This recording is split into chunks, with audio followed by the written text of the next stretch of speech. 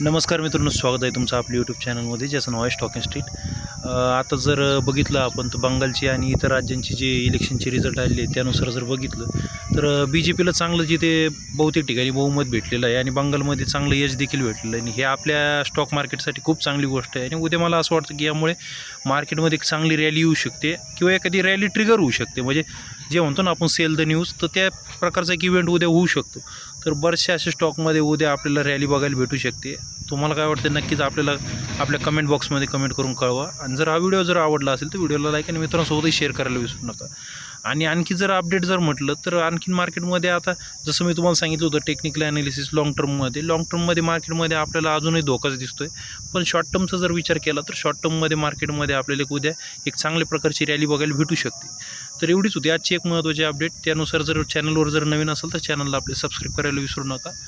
तर भेटत पुन्हा अशाच माहितीपूर्ण व्हिडिओमध्ये. तोपर्यंत धन्यवाद.